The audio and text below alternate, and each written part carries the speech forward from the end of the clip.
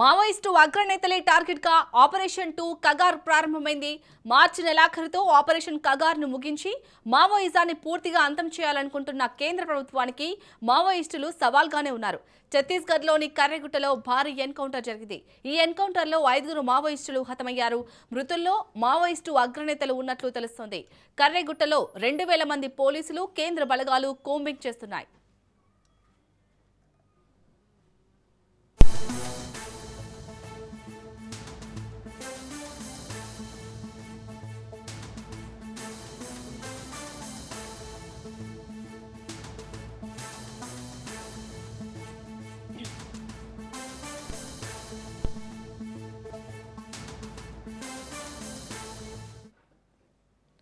Maoist అగ్రనేతలే target గా operation 2 Kagar ప్రారంభమైంది.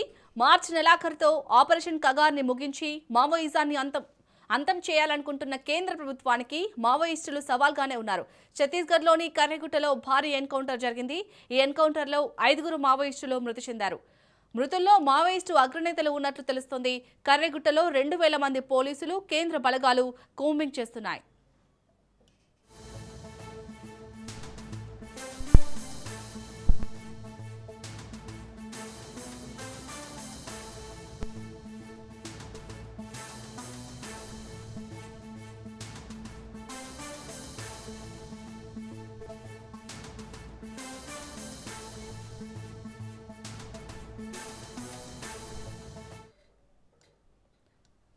ఇక ఛత్తీస్గఢ్ లోని కర్రెగుట్టలో అయితే 2000 మంది పోలీసులు అలాగే కేంద్ర బలగాలైతే కూంబింగ్ చేస్తున్నట్టుగా తెలుస్తుంది. మరిన్ని అప్డేట్స్ ని మా ప్రతినిధి చంద్రశేఖర్ అందిస్తారు. చంద్రశేఖర్. శాలిని, గత కొద్ది రోజులుగా అయితే ఇటు ఆపరేషన్ కగార్ అంతిమ దశకు తీసుకువెళ్లే విధంగా అయితే భద్రతా బలగాలు ముందుకు వెళ్తున్నాయి. ఇప్పటికే కర్రెగుట్టలు 1 తర్వాత విరామం తర్వాత కర్రెగుట్టల 2 పేరుతో కూడా మొత్తం కర్రెగుట్టలో సర్చ్ ఆపరేషన్ అయితే మొదలైంది. ముఖ్యంగా కర్రెగుట్టలు ఇప్పటికే ఎవరైతే మావోయిస్టులకు సంబంధించిన నాయకత్వం కర్రెగుట్టలో ఉన్నట్లుగా కూడా ఇటు కేంద్ర బలగాలకైతే ఇన్ఫర్మేషన్ వచ్చింది. ఈ నేపథ్యంలోనే కర్రెగుట్టలు మొత్తం కూడా సర్చ్ ఆపరేషన్ అయితే మొదలు పెట్టారు. ప్రస్తుతం ఇటు కేంద్ర బలగాలు సిఆర్పిఎఫ్ తో పాటు ఇటు డిఆర్జీ పోలీసులు అలాగే ఇటు కోబ్రా పోలీసులు మొత్తం కూడా కర్రెగుట్టని సర్చ్ చేస్తున్నారు. ఇప్పటికే తడపాల జల్ల దగ్గర అయితే భారీగా అయితే కాల్పుల మోత అయితే మోగింది. భారీగా యుద్ధ వాతావరణం అయితే నెలకొంది. అక్కడ కొంత మావోయిస్టులు అక్కడ ఉన్నారనే సమాచారంతో అక్కడికి భద్రతా బలగాలు చేరుకోవటం, అక్కడ కాల్పులు జరుగుతున్న పరిస్థితి మొత్తం కూడా కర్రెగుట్టలు మొత్తం కూడా ఉద్రిక్త వాతావరణం చోటు చేసుకుంది. మొత్తం కూడా ఛత్తీస్గఢ్, తెలంగాణ, మహారాష్ట్ర సరిహద్దు ప్రాంతాలు మొత్తం కూడా భద్రతా బలగాల చేతిలోకి తీసుకున్నారు. అక్కడ కాల్పులు జరుగుతున్న నేపథ్యంలో మావోయిస్టులు ఎవరు తప్పించుకోకుండా కూడా మొత్తం ఆ పరిసరాలు మొత్తం కూడా భారీగా పోలీసులను మోహరించారు. ఒక పక్క రహదారులు మొత్తం కూడా వెళ్తున్న వాహన తనిఖీలు చేస్తున్నారు పోలీసులు. ఎక్కడికక్కడికి మొత్తం కూడా ఇటు ఆ దండకారణ్యం మొత్తం కూడా భయానక వాతావరణం అయితే చోటు చేసుకుంది. భారీగా అంటే 2000కు పైగా, అంటే మనకు అందుతున్న సమాచారం ప్రకారం మొత్తం 5000కు పైగా భద్రతా బలగాలు అయితే ఈ యొక్క కూంబింగ్ లో పాల్గొంటున్నారు. మొత్తం 100 కిలోమీటర్లకు పైగా ఉండే కర్రెగుట్టల్ని మొత్తం చుట్టుముట్టినట్లుగా అయితే మనకైతే సమాచారం అందుతుంది. ఒక పక్క ములుగు భూపాలపల్లి సంబంధించిన అడవుల్లో కూడా కొంత మావోయిస్టు అగ్రనాయకత్వం ఉందని సమాచారంతో ఇక్కడ ఇటు గ్రేహౌన్స్ బలగాలతో పాటు ఇటు స్పెషల్ పార్టీ పోలీసులు, ఎస్ఐబి పోలీసులు కూడా ఇటు కూంబింగ్ చేస్తున్నారు. మొత్తం కూడా ఇటు ములుగు భూపాలపల్లితో పాటు దండకారణ్యంలోని గ్రామాల్లో మొత్తం కూడా చెక్ పోస్టులు కూడా ఏర్పాటు చేయడం జరిగింది. మావోయిస్టులు ఎక్కడ కూడా తప్పించుకోకుండా ఉండే విధంగా మొత్తం పగడ్బందీగా అయితే పోలీసులు ముందుకు వెళ్తున్నారు. ఎక్కడికక్కడికి కూంబింగ్ తో పాటు మొత్తం కూడా అస్త్ర దిగ్బంధం చేస్తూ పోతున్న పరిస్థితి. ముఖ్యంగా భారీగా అయితే కేంద్ర నాయకత్వం ఈ అడవుల్లో ఉన్నట్లుగా అయితే కేంద్ర బలగాలకు కూడా పూర్తి సమాచారం వచ్చింది.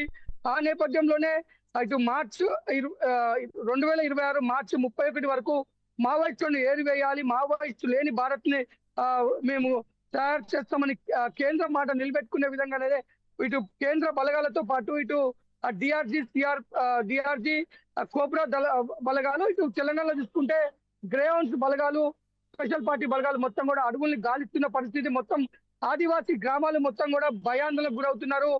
వేలాది పోలీసులు ఆ గ్రామాల్లో తిరుగుతున్నప్పుడు మొత్తం కూడా ఆదివాసీలు బయటికి వెళ్ళలేని పరిస్థితి, మొత్తం భయమైన వాతావరణం. మరోపక్క కర్రగుట్టలో భారీగా ఇప్పటికే తుపాకీ మోతలతో దద్దరిల్లుతుంది. మొత్తం తుపాకీల సౌండ్ కి మొత్తం కూడా ఆ గ్రామాల్లో ఉంటున్న ఆదివాసీ ప్రజలు భయాందోళనకు గురవుతున్నారు. మనకు అందుతున్న సమాచారం ప్రకారం ఇప్పటికే భారీ ఎన్కౌంటర్ జరిగినట్టుగా సమాచారం అందుతుంది. 5గురు మావోయిస్టులు కూడా మృతి చెందినట్లు సమాచారం అందుతుంది. ఇంకా మావోయిస్టుల సంఖ్య పెరిగే అవకాశం కూడా ఉందంటున్నారు. మొత్తానికి అసలు ఎవరు చనిపోయారు, ముఖ్యంగా బలగాలు అయితే మన మావోయిస్ట్ అగ్ర నాయకత్వమే టార్గెట్ గా ముందుకు వెళ్తుంది. ముఖ్యంగా అగ్ర నాయకుల టార్గెట్ గా పావులు కలుపుతున్న వేళ ఈ చనిపోయిన 5గురిలో ఎవరున్నారు అనేది కొంత ఉత్కంఠగా అయితే నెలకొని ఉంది. ఒక పక్క మొత్తం ఎన్కౌంటర్ జరిగిందనే వార్తతో మొత్తం కూడా ఇటు తెలంగాణ, ఛత్తీస్గఢ్, మహారాష్ట్ర సంబంధించిన అన్ని రహదారులను కూడా పోలీసులు ఇటు కూంబింగ్ చేస్తున్న పరిస్థితి. మొత్తం ఎక్కడికక్కడ వాహనాలు తనిఖీ చేస్తున్నారు. ఎక్కడ కూడా మావోయిస్టులు తప్పించుకునే అవకాశం లేకుండా ఒక పక్క పోలీసుల తనిఖీలు, మరో పక్క పోలీసుల కూంబింగ్, బాంబులతో మాత్రం ఆ దండకారణ్యం మొత్తం దద్దరిల్లుతున్న పరిస్థితి అయితే ఉంది. చాలని రైట్, థ్యాంక్ యూ చంద్రశేఖర్.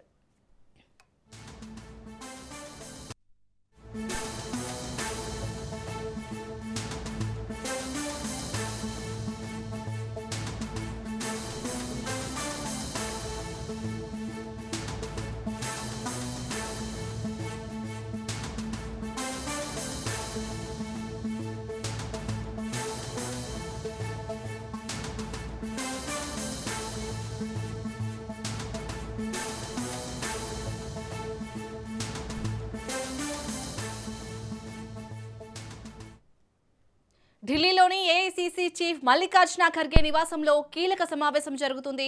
ఈ సమావేశంలో రాహుల్ గాంధీ, కేసీ వేణుగోపాల్తో CM Revanth, deputy CM Bhatti పాల్గొన్నారు. పీసీసీ చీఫ్ మహేష్ కుమార్ గౌడ్, మీనాక్షి నటరాజన్, మంత్రులు కూడా హాజరయ్యారు. 2 ఏళ్ల కాంగ్రెస్ పాలన, సంక్షేమ పథకాలపై చర్చిస్తున్నారు. నామినేటెడ్ పోస్టుల భర్తీపైన చర్చించే అవకాశం ఉంది. ఎన్నికల ఫలితాలపై టీపీసీసీ హైకమాండ్కు ప్రజెంటేషన్ ఇవ్వనుంది. ఇక ఢిల్లీలోని ఏఐసీసీ చీఫ్ మల్లికార్జున ఖర్గే నివాసంలో అయితే కీలక సమావేశం జరుగుతుంది. ఈ సమావేశానికి సంబంధించి మరిన్ని అప్డేట్స్ ని మా ప్రతినిధి రాజు అందిస్తారు. రాజు. యశాలిని, ఏఐసీసీ హెడ్ క్వార్టర్స్ ఇందిరాభవన్లో ప్రస్తుతం అయితే తెలంగాణ కాంగ్రెస్ పార్టీ నాయకుల సమావేశం కొనసాగుతూ ఉంది. మల్లికార్జున ఖర్గే, రాహుల్ గాంధీ, కేసీ వేణుగోపాల్ సమక్షంలో ఈ సమావేశం జరుగుతూ ఉంది. ఈ సమావేశంలో ప్రధానంగా ఈసారి ఎప్పుడూ లేని దానికి భిన్నంగా ఇటు ముఖ్యమంత్రి రేవంత్ రెడ్డి, అదేవిధంగా పీసీసీ చీఫ్ మహేష్ కుమార్ గౌడ్తో పాటు మంత్రులు కూడా హాజరు కావడం జరిగింది. మంత్రులతో పాటు ఏఐసీసీ వ్యవహారాల ఇన్ఛార్జ్ మీనాక్షి నటరాజన్ కూడా ఈ సమావేశానికి హాజరు కావడం జరిగింది. ఈ సమావేశంలో పలు కీలక నిర్ణయాలు తీసుకునే అవకాశం కనిపిస్తూ ఉంది. దేశవ్యాప్తంగా కాంగ్రెస్ పార్టీని బలోపేతం చేసే దిశగా కాంగ్రెస్ పార్టీ అధిష్టానం అడుగులు వేస్తూ ఉంది. ఇందులో భాగంగా ఇప్పటికే 10కి పైగా రాష్ట్రాల నాయకులతో సమావేశాలు నిర్వహించడం జరిగింది. ఇందులో భాగంగా ఈరోజు తెలంగాణ నాయకులతో సమావేశం నిర్వహిస్తూ ఉంది. కొద్దిసేపటి క్రితమే ఈ సమావేశం ప్రారంభమైంది. ఈ సమావేశంలో రాష్ట్రంలో కాంగ్రెస్ పార్టీ పరిస్థితి ఏ విధంగా ఉంది, రాష్ట్రంలో ఉన్నటువంటి రాజకీయ సమీకరణాలు ఏ విధంగా ఉన్నాయి, 2 సంవత్సరాలు కాంగ్రెస్ పార్టీ అధికారంలోకి వచ్చిన తర్వాత ప్రభుత్వ పనితీరు ఏ విధంగా ఉంది అన్న అన్ని అంశాలకు సంబంధించి సుదీర్ఘంగా ఈ సమావేశం కొనసాగే అవకాశం కనిపిస్తూ ఉంది. కాంగ్రెస్ ప్రభుత్వం ఏర్పడిన తర్వాత జరిగినటువంటి ఉప ఎన్నికల్లో కాంగ్రెస్ పార్టీ విజయం సాధించడం, అదేవిధంగా మంత్రుల మధ్య ఉన్నటువంటి సమన్వయ లోపం ఏదైతే ఉందో, కొంతమంది మంత్రుల మధ్య ఉన్నటువంటి సమన్వయ లోపం కానివచ్చు, బహిరంగంగానే వ్యాఖ్యలు చేసుకోవడం మంత్రులపై ఒకరికొకరు, సో ఇట్లాంటి వ్యాఖ్యల్ని ఇప్పటికే ఏఐసీసీ తీవ్రంగా పరిగణిస్తుందని చెప్పేసి గతంలోనే పార్టీ నేతలు భావించారు. ఈ నేపథ్యంలోనే మంత్రులందరితో కూడా సమావేశంలో కీలకమైనటువంటి నిర్ణయాలు తీసుకునే అవకాశం కనిపిస్తూ ఉంది. ముఖ్యంగా పార్టీని మరింత బలోపేతం చేసే దిశగా కూడా ఈ సమావేశంలో కొన్ని నిర్ణయాలు తీసుకునే అవకాశం కనిపిస్తూ ఉంది. జాతీయ నాయకత్వం ఇచ్చే ఏదైతే కాల్స్ ఏవైతే ఉన్నాయో, జాతీయ స్థాయిలో కాంగ్రెస్ పార్టీ తీసుకుపోయే జాతీయ గ్రామీణ ఉపాధి హామీ పథకం కానివచ్చు, ఎస్ఐఆర్ కానివచ్చు, అదేవిధంగా కేంద్ర రాష్ట్ర ప్రభుత్వాల మధ్య సంబంధాల విషయంలో మోడీ ప్రభుత్వం అనుసరిస్తున్నటువంటి విధానాలు కానివచ్చు, సో బడ్జెట్ల అంశంలో ఇతర ఏదైతే ప్రతిపక్ష పార్టీల ప్రభుత్వాలకు కేటాయింపులు కానివచ్చు, సో ఇట్లాంటి అన్ని విషయాలను కూడా ప్రజల్లోకి ఏ విధంగా తీసుకువెళ్ళాలి, కాంగ్రెస్ పార్టీని మరింత బలోపేతం ఏ విధంగా చేయాలి అన్న దానిపై కూడా ఈ సమావేశంలో నిర్ణయం తీసుకునే అవకాశం కనిపిస్తూ ఉంది. ఇక తెలంగాణలో మరో 2 మంత్రి పదవులు ఖాళీగా ఉన్నాయి. ఈ ఖాళీల భర్తీకి సంబంధించి కూడా ఈ సమావేశంలో ఒక నిర్ణయం తీసుకునే అవకాశం కనిపిస్తూ ఉంది. సామాజిక సమీకరణాల ఆధారంగా మరో 2 పదవులను కూడా భర్తీ చేసే అవకాశం కనిపిస్తూ ఉంది. ఇప్పటికే పెద్ద ఎత్తున ఈ 2 పదవులకు 10కి పైగా కూడా మంది ఆశావాహులు దీనికి మంత్రి పదవుల కోసం ఎదురు చూస్తున్న పరిస్థితి కనిపిస్తూ ఉంది. ఇక వీటితో పాటు నామినేటెడ్ పదవులు, కార్పొరేషన్ చైర్మన్లకు సంబంధించి నియామకానికి సంబంధించి కూడా అధిష్టానం గ్రీన్ సిగ్నల్ ఇచ్చే అవకాశం కనిపిస్తూ ఉంది. రాజ్యసభ స్థానాల విషయానికి వచ్చినట్టయితే నిన్న 2 రాజ్యసభ స్థానాలకు సంబంధించి నోటిఫికేషన్ ఏదైతే రిలీజ్ అయిందో తెలంగాణలో 2 ఖాళీగా ఉన్నాయి కాబట్టి ఈ రెండుటికి సంబంధించి ఒకటి అభిషేక్ మను సింఘ్కి ఇస్తారని చెప్పేసి ఇప్పటికే పార్టీ దాదాపు డిసైడ్ అయినట్టుగా కూడా తెలుస్తోంది. మరొకటి ఎవరికి ఇవ్వాలి అన్న దానిపై కూడా ఈ సమావేశంలో ఒక నిర్ణయం అయితే తీసుకునే అవకాశం కనిపిస్తోంది. ఇటు రాజ్యసభ సభ్యుల నియామకానికి సంబంధించి కూడా పార్టీలో పెద్ద ఎత్తున ఇటు కాంగ్రెస్ పార్టీ సీనియర్లు కానివచ్చు, కాంగ్రెస్ పార్టీ మాజీ ఎంపీలు కానివచ్చు, చాలామంది ఆశావాహులు పోటీ పడుతున్న నేపథ్యంలో ఎవరికి దాన్ని ఇవ్వాలనే దానిపై కూడా ఒక నిర్ణయం తీసుకునే అవకాశం కనిపిస్తోంది. ఇక ముఖ్యంగా కాంగ్రెస్ ప్రభుత్వం ఈ 2 సంవత్సరాల్లో ఇచ్చినటువంటి ఏదైతే గతంలో ఇచ్చినటువంటి ఎన్నికల్లో భాగంగా ఇచ్చినటువంటి హామీలకు సంబంధించి చర్చించే అవకాశం కనిపిస్తూ ఉంది. ప్రధానంగా 6 గ్యారంటీలు ఏవైతే ఉన్నాయో ఆ 6 గ్యారంటీల్లో ఎంతవరకు హామీలు అమలయ్యాయి, ఇంకా ఎన్ని అమలు కాలేదు అన్న అంశాలకు సంబంధించి కూడా ఈ సమావేశంలో ఒక నిర్ణయం అయితే తీసుకునే అవకాశం కనిపిస్తూ ఉంది. కొద్దిసేపటి క్రితమే ప్రారంభమైనటువంటి సమావేశం సుదీర్ఘంగా కొనసాగే అవకాశం మనకు కనిపిస్తూ ఉంది. శాలిని. రైట్, థ్యాంక్ యూ రాజు.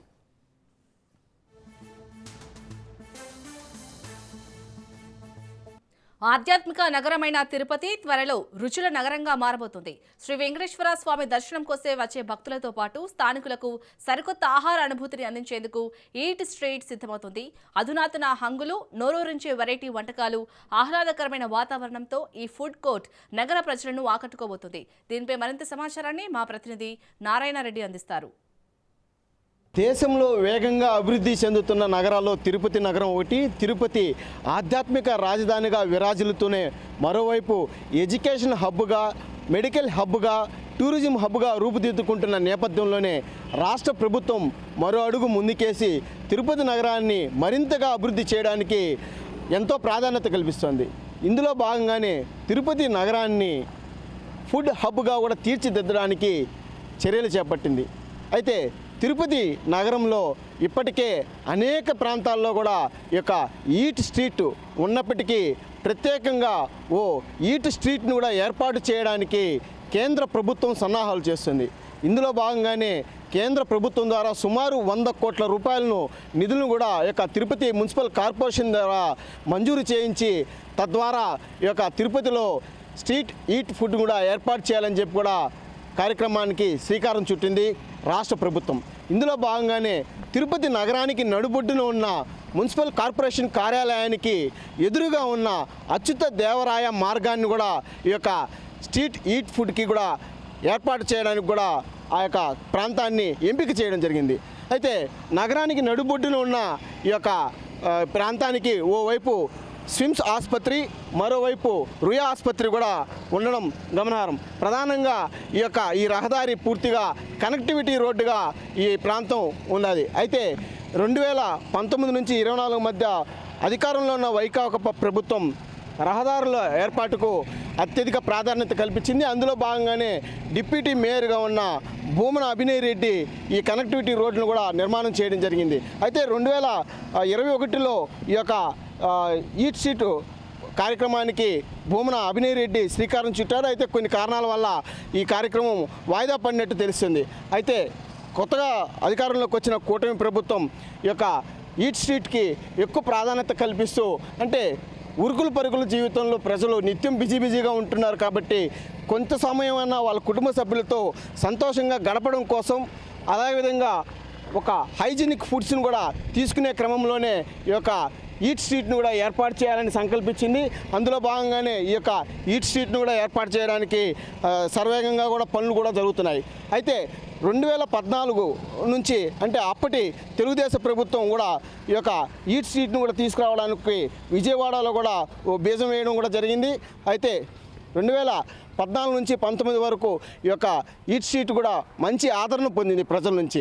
అయితే ఆ తర్వాత వచ్చిన కరోనా కారణంగా కొంత ఇబ్బందులు ఎదుర్కొన్నప్పటికీ ప్రస్తుతానికి ఆ యొక్క ఈట్ స్ట్రీట్ కూడా మంచి ఆదరణ పొందుతుంది.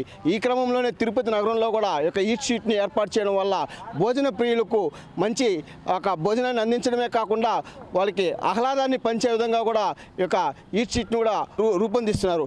ఓవైపు చిన్నపిల్లలు ఆడుకోవడానికి కూడా జోను, అదేవిధంగా పార్కింగ్కి ప్రత్యేకమైన ప్రదేశాలు కేటాయింపు, అదేవిధంగా వాటర్ ఫౌంటేషను, ఆహ్లాదకరమైన వాతావరణాన్ని ఇక్కడ కల్పించే విధంగా కూడా ఒక మంచి పెయింటింగ్ వర్కులు కూడా జరుగుతున్నాయి. అదేవిధంగా ప్రధానంగా ఈ యొక్క ఈ స్ట్రీట్కు సంబంధించిన 12 దుకాణాలను ఈ యొక్క టెండర్ల ద్వారా, బహిరంగ టెండర్ల ద్వారా కేటాయించబోతున్నారు. అదేవిధంగా ఈ యొక్క కంటైనర్లో కూడా ఒక్కొక్క కంటైనర్కు 2 షాపులను కూడా కేటాయిస్తున్నారు. మొత్తం 12 షాపులను కూడా ఇందులో కేటాయించబోతున్నారు. ప్రధానంగా వెజ్, నాన్ వెజ్ను కూడా ఇక్కడ అందజేయబోతున్నారు. అదేవిధంగా చైనీస్ ఫుడ్ను కూడా అంటే ప్రజలు మెచ్చే విధంగా వారి అభిరుచులకు తగ్గట్టుగా కూడా ఈ యొక్క ఆహార పదార్థాలను అందించే విధంగా కూడా ఈ ఈట్ స్ట్రీట్ కూడా తయారు కాబోతుంది. త్వరలో కూడా ఈ యొక్క ఈట్ స్ట్రీట్కు ప్రారంభానికి కూడా ఓవైపు ప్రజలు కూడా ఉత్సాహంగా ఎదురు చూస్తున్నారు.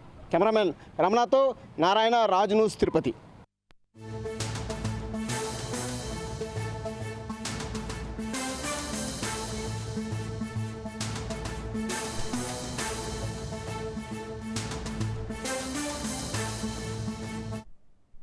హైదరాబాద్ వనస్థలీపురం సునీత హత్య కేసులో విచారణ కొనసాగుతోంది. సునీతను చంపేందుకు నెల రోజులుగా మహేష్ రెక్కీ చేశారు. హాస్టల్లో ఉంటూ సునీత హత్యకు స్కెచ్ గీశారు. సునీతను చంపేందుకు ఈ కామర్స్ యాప్లో ఆయుధాలు కొనుగోలు చేశారు. కొబ్బరి బోండాలు నరికే కత్తి, చెట్లను నరికే ఎలక్ట్రిక్ రంపం తెచ్చుకున్నాడు. బండలను కత్తిరించే యంత్రం మహేష్ కొనుగోలు చేశారు. ఒక డబ్బాలో పెట్రోల్ కూడా తెచ్చుకున్నట్లు సమాచారం.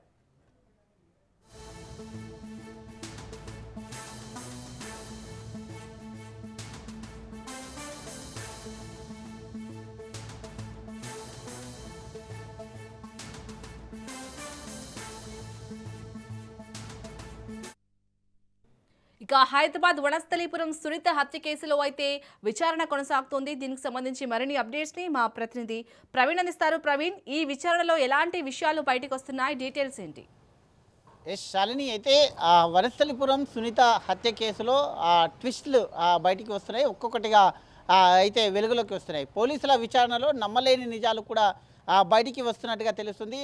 అయితే 2022లో ఇక సునీత, మహేష్ ఇద్దరికి కూడా వివాహం జరిగింది. వీళ్ళిద్దరు కూడా మహారాష్ట్రకు చెందినటువంటి వారుగా కూడా పోలీసులు గుర్తించారు. అయితే 2022లో మ్యారేజ్ జరిగిన తర్వాత విదేశాలకు వెళ్ళారు. విదేశాలకు వెళ్ళి అక్కడ 2 years ఉన్నటువంటి క్రమం లోపల వీళ్ళిద్దరి మధ్యలో అక్కడి నుండే విదేశాల్లోనే వీళ్ళిద్దరి మధ్యలో కొన్ని మనస్పర్ధాలు ఎదురయ్యాయంటూ కూడా చెప్తున్న క్రమం లోపల అక్కడి నుండి సునీత ఒక్కతే ఇండియాకు రావడం జరిగింది.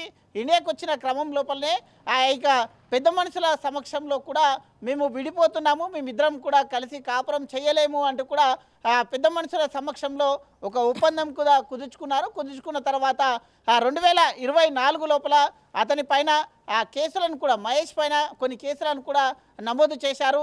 అయితే మొత్తంగా కూడా టార్చర్ చేస్తున్నట్టుగా కూడా కొన్ని కేసులు నమోదయ్యాయి. ఈ కారణం చేతనే మొత్తంగా కూడా ఆ యొక్క పోలీస్ స్టేషన్లో ఎప్పుడైతే కేసు నమోదైందో అప్పుడు ఆ యొక్క మహేష్ని అక్కడి నుండి కూడా విదేశాల నుండి ఇండియాకు రప్పించడం జరిగింది. ఇండియాకు వచ్చిన తర్వాత కూడా ఇండియాకు వచ్చిన తర్వాత అక్కడ విదేశాల్లో మహేష్ తన జాబ్ని కూడా కోల్పోవడం జరిగింది. జాబ్ని కోల్పోయిన తర్వాత కూడా అయితే విడాకుల కొరకు కూడా అప్లై చేశారు. అప్లై చేసిన క్రమం లోపల అవి ఇంకా విడాకులు రాలేదు అంటూ కూడా చెప్తూ ఉన్నటువంటి క్రమం లోపల పెద్ద మనుషుల సమక్షంలో చేసుకున్నటువంటి ఏదైతే ఒప్పందం ప్రకారంగానే ఇద్దరు కూడా విడిపోయారు. విడిపోయిన క్రమం లోపల ఇటు మహేష్ని కాదనుకొని అయితే హైదరాబాద్ వచ్చినటువంటి క్రమం లోపల అయితే వేరే వ్యక్తి శ్రీధర్ అనే వ్యక్తితోని ఇక సునీత లవ్ మ్యారేజ్ చేసుకున్నట్టుగా కూడా తెలుస్తుంది. అయితే లవ్ మ్యారేజ్ చేసుకొని కొన్ని రోజుల తర్వాత సాఫీగా ఉన్నటువంటి ఈ జీవితంలో మొత్తంగా కూడా ఆమె సోషల్ మీడియా వేదికగా కొన్ని పోస్టులను కూడా చేసింది. ఇప్పుడు నేను జీవితంలో చాలా హ్యాపీగా ఉన్నాను అంటూ కూడా ఇక రెండవ భర్త అయినటువంటి శ్రీధర్ ఫోటోలని అయితే సోషల్ మీడియా వేదికగా షేర్ చేసుకుంది. ఆ యొక్క ఫోటోలు అన్నిటి కూడా అయితే మొదటి భర్త అయినటువంటి మహేష్ గమనించడం జరిగింది. ఆ తర్వాత వాటిని గమనించిన తర్వాత మహేష్కు ఎక్కడ లేని కోపం వచ్చేసి దాని పథకం ప్రకారంగా మొత్తంగా కూడా ఈమెని చంపాలని మొత్తంగా ఒక రెక్కీ నిర్వహించాడు. హైదరాబాద్ వచ్చారు. హైదరాబాద్ వచ్చేసి ఒక హాస్టల్లో ఉంటూ మొత్తంగా కూడా ఈమె మొత్తంగా అబ్జర్వేషన్ చేస్తూ వచ్చినట్టుగా కూడా తెలుస్తుంది. అయితే ఈ యొక్క హత్యకు సంబంధించి కొన్ని ఏ విధంగా హత్య చేయాలో ముందే పకడ్బందీగా ప్లాన్ వేసుకున్నాడు. పకడ్బందీగా ప్లాన్ వేసుకొని ఈ హత్యకు సంబంధించినటువంటి కొబ్బరి బోండాలు నరికేటటువంటి ఏదైతే కత్తి ఉంటుందో ఆ కత్తి, అదేవిధంగా టైల్స్ కోసేటటువంటి ఒక యంత్రాన్ని, ఇవన్నింటినీ కూడా ఒక 5 లీటర్ల పెట్రోలు, కత్తి, ఈ 4 వస్తువులని కూడా తను స్విగ్గీ డెలివరీ బాయ్లో రూపం లోపల ఆ యొక్క బ్యాగ్లో పెట్టుకొని అయితే ఆ యొక్క అపార్ట్మెంట్కు రావడం జరిగింది. వస్తూనే మధ్యాహ్నం 12 గంటల సమయంలో అక్కడ ఉన్నటువంటి క్రమం లోపల ఎవరైతే సునీత తల్లి ఆ భర్తతో కలిసి ఉంటుంది, సునీత తల్లి ఆ బట్టలు ఆరేయడానికి మేడపైకి వెళ్ళిన క్రమం లోపల 12 గంటల ప్రాంతంలో ఇంట్లోకి వచ్చాడు. ఇంట్లోకి వచ్చిన క్రమం లోపలనే ఆ యొక్క ఇల్లంతా కూడా పెట్రోల్తో చల్లాడు. పెట్రోల్తో చల్లి అయితే అరుపులు వినిపిస్తే కనుక చంపేస్తానంటూ కూడా ఆమెను భయభ్రాంతులకు గురి చేశాడు. ఆమె అరుస్తూ ఉండడం చేత కత్తి తీసుకొని ఎంట తెచ్చుకున్నటువంటి కత్తితోని పక్కడబందిగా ఆ ప్లాన్ ఎగ్జిక్యూట్ చేశాడు. ఆమెని విచక్షణ రహితంగా పొడవడం చేత అక్కడే ఉన్నటువంటి ఏదైతే పూల తొట్టితోని కూడా అక్కడ కొట్టడం జరిగిందంటూ కూడా చెప్తున్నాడు. అయితే వెంటనే ఆమె అపస్మార స్థితిలోకి వెళ్ళిపోయిన క్రమం లోపల అతను కూడా అయితే బెడ్రూమ్లోకి వెళ్ళేసి డోర్ వేసుకోవడం జరిగిందంటూ కూడా చెప్తున్నటువంటి పరిస్థితులు చూస్తున్నాం. అయితే పోలీసులకు సమాచారం, స్థానికులు అరుపులు విన్నటువంటి స్థానికులు పోలీసులకు సమాచారం ఇచ్చారు. సమాచారం ఇచ్చినటువంటి వెంటనే పోలీసులు హుటాహుటిన సంఘటన స్థలానికి చేరుకున్నారు. సంఘటన స్థలానికి చేరుకుంటే ఇక మహేష్ తన ఒంటి పైన కూడా పెట్రోల్ పోసుకొని అయితే బాత్రూమ్ డోర్ పెట్టుకొని బాత్రూంలో ఉండేటటువంటి క్రమం లోపల దాన్ని ఏమైనా చేస్తే మాత్రం నాది నేను కాల్చుకుంటానంటూ కూడా పోలీసులకు చెప్పడం చేత పోలీసులు అతన్ని రప్పించే ప్రయత్నం చేశారు. బయటికి వచ్చిన తర్వాత అదుపులోకి తీసుకున్నారు. అదుపులోకి తీసుకున్న తర్వాత అయితే విదేశాల్లో ఉండేటటువంటి తను జాబ్ని కోల్పోయాను, నా లైఫ్ని కోల్పోయాను కాబట్టి ఆ యొక్క పగ ప్రతీకారాలతోనే యొక్క హత్యను చేశాను అంటూ కూడా తను ఒప్పుకున్నాడు. కాబట్టి అయితే ఈయన నుంచి ఇంకా వివరాలు అయితే సేకరిస్తున్నారు. కేసు నమోదు చేసుకున్నటువంటి పోలీసులు వివరాలు సేకరిస్తున్నారు. అయితే రెండవ భర్త శ్రీధర్కు మాత్రం ఈ విషయాలు ఏవి తెలియాయి అంటూ కూడా చెప్తూ ఉన్నారు. గతంలో పెళ్ళైన విషయం కూడా దాచిపెట్టిండ్రు అంటూ కూడా చెప్తున్నటువంటి పరిస్థితులను చూస్తున్నాం. కాబట్టి ఏది ఏమైనా మొత్తంగా చూసుకుంటే కనుక సోషల్ మీడియా వేదికంగా ఒక ప్రాణం కూడా బలైపోయింది. అది మొత్తంగా కూడా పగలు ప్రతీకారాలతోని ఒక నిండు ఆ 2 జీవితాలు కూడా మొత్తంగా కూడా నాశనం అయిపోయాయంటూ కూడా స్థానికుల నుండి వస్తున్నటువంటి వాదనలు. Right, thank you Praveen.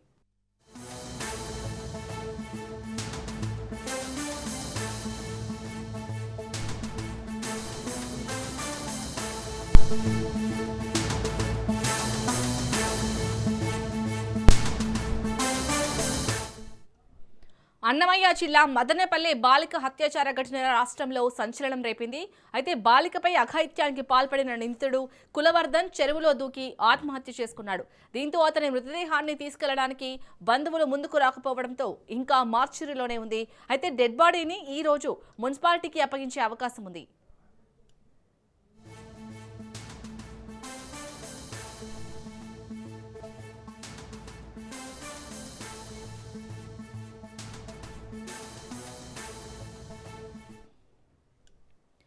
Annamayya జిల్లా మదనపల్లి బాలిక అత్యాచార ఘటన రాష్ట్రంలో సంచలనం రేపింది. అయితే బాలికపై అఘాయిత్యానికి పాల్పడిన నిందితుడు కులవర్ధన్ చెరువులో దూకి ఆత్మహత్య చేసుకున్నాడు. దీంతో అతని మృతదేహాన్ని తీసుకెళ్లడానికి బంధువులు ముందుకు రాకపోవడంతో ఇంకా మార్చురీలోనే ఉంది. అయితే డెడ్ బాడీని ఈ రోజు మున్సిపాలిటీకి అప్పగించే అవకాశం ఉంది.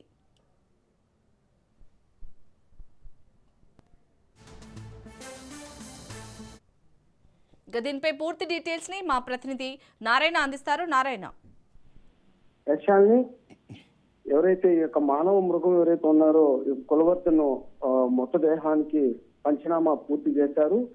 నిన్నటి నుంచి అంటే నిన్న ఆ మృతదేహాన్ని గుర్తించడానికి కూడా వాళ్ళ తల్లిదండ్రులు కానీ అలాగే కుటుంబ సభ్యులు కానీ బంధుమిత్రులు ఎవరు ముందుకు రాకపోవడంతో పోలీసులు వారి పెద్దనాన్న చిన్నాన్నను పిలిపించి పెద్దమ్మని పెద్దనాన్నని పిలిపించి ఆ యొక్క మృతదేహాన్ని గుర్తించాలని చెప్పి కూడా కోరారు. అయితే గుర్తించిన తర్వాత వారి కులవర్తుంది అని వారు నిర్ధారించిన తర్వాత వారి సంతకాలు పెట్టమని చెప్పి కూడా వాళ్ళని పోస్ట్ మార్టానికి కోరడం జరిగింది. అయితే అందుకు కూడా వారు నిరాకరించి అక్కడ నుంచి వెళ్ళిపోవడం జరిగింది. ఆ తర్వాత ఆ యొక్క మృతదేహాన్ని కూడా మార్చికి తరలించారు, మదనపల్లి ప్రభుత్వ ఆసుపత్రికి తరలించారు. అయితే ఈ రోజు ఉదయం కూడా ఆ యొక్క మృతదేహాన్ని కూడా పంచనామా కూడా నిర్వహించారు పోలీసుల సమక్షంలో. అదేవిధంగా ఎవరైతే మృతదేహాన్ని తీసుకెళ్లాలని చెప్పి కూడా వాళ్ళు కోరడంతో వాళ్ళు నిరాకరించారు. తమకు ఆ మృతదేహానికి సంబంధం లేని చెప్పి కూడా వారు వెళ్ళిపోవడం జరిగింది.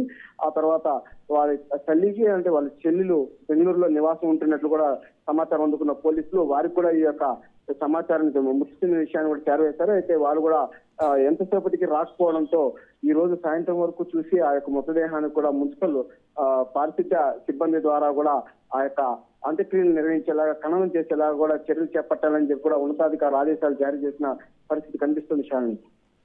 Right, thank you Narayana.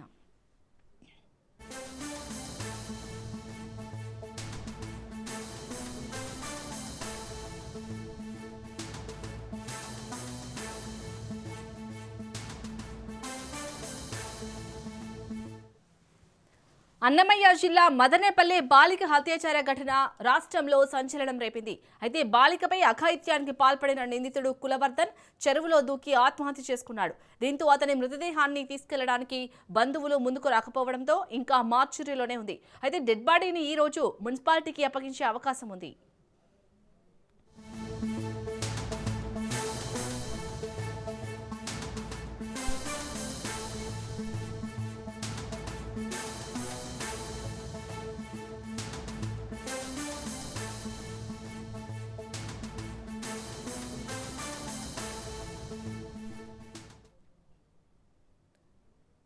Annamayya జిల్లా మదనేపల్లె బాలిక అత్యాచార ఘటన రాష్ట్రంలో సంచలనం రేపింది. అయితే బాలికపై అఘాయిత్యానికి పాల్పడిన నిందితుడు కులవర్ధన్ చెరువులో దూకి ఆత్మహత్య చేసుకున్నాడు.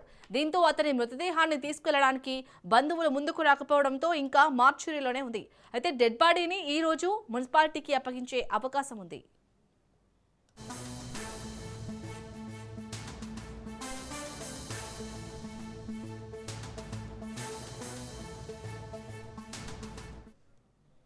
సిరిసిల్ల జిల్లా వేములవాడ మండలం ఆరేపల్లిలో ఛత్రపతి శివాజీ జయంతి వేడుకలు ఘనంగా జరిగాయి. ఈ కార్యక్రమంలో ఎమ్మెల్యే ఆది శ్రీనివాస్ పాల్గొన్నారు. దేశవ్యాప్తంగా అనేక గ్రామాల్లో యువకులు శివాజీ మహారాజు విగ్రహాలను ప్రతిష్ఠిస్తూ ఆయన ఆశయ సాధన కోసం పనిచేస్తున్నారని ఆది శ్రీనివాస్ కొనియాడారు. ధర్మం కోసం, న్యాయం కోసం కృషి చేస్తే అది 10 కాలాల పాటు నిలుస్తుందని, అందుకు ఉదాహరణ ఛత్రపతి శివాజీ మహారాజ్ అని అన్నారు.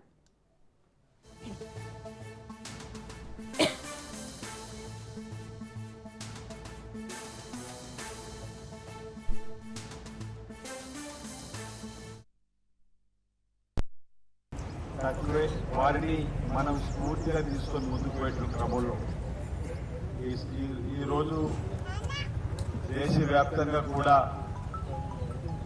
ఛత్రపతి శివాజీ మహారాజు యొక్క ఆలోచన విధానాన్ని తీసుకొని ముందుకు పోతామనేటువంటి ప్రజలతోటి వారి ప్రతిభలకు ఘనంగా పూలమాలలు సమర్పించుకుంటూ నివాళులిస్తూ మీ ఆలోచనను మీ ముందుకు తీసుకొని పోతాం, మీ ఆశయ సాధన మీ ముందుకు తీసుకొని పోతామని చెప్పని ఒక ప్రతినపూడేటువంటి కార్యక్రమం అనేక ప్రాంతాల్లో జరుగుతాం. అనేక గ్రామాల్లో కూడా నూతనంగా శివాజీ మహారాజు గారి విగ్రహాలను నెలకొల్పుకోవడానికి యువతరం ఆయా గ్రామాల్లో ఉన్నటువంటి పెద్దల సహకారంతో, దాతల సహకారంతో అనేక ప్రాంతాల్లో కూడా శివాజీ మహారాజు గారి విగ్రహాలు ఏర్పాటు చేయడానికి కోసం ముందుకు వస్తున్నటువంటి తరుణంలో అమ్మవారి ఆశీస్సుతోటి ఛత్రపతి శివాజీ గారు ఆ రోజుల్లోనే అణచివేతకు వ్యతిరేకంగా, నియంతృత్వ పోకడకు వ్యతిరేకంగా మన ధర్మాన్ని కాపాడడానికి కోసం ముందుకు పోయేటువంటి క్రమంలో వారు చేసినటువంటి సేవలు కానీ, పోరాటాలు కానీ ఈ తరం ఇప్పటి వరకు కూడా గుర్తు చేసుకుంటున్నామంటే, ఎప్పటికైనా మంచి చేస్తున్నామంటే, పేదల కోసం పోరాటం చేస్తున్నామంటే, ధర్మం కోసం నిలబడుతున్నామంటే 10 కాలాల పాటు నిలబడుతుంది ఆ సేవలని చెప్పడం నిదర్శనం ఈరోజు ఛత్రపతి శివాజీ మహారాజు గారు చేసిన పోరాటం ఈరోజు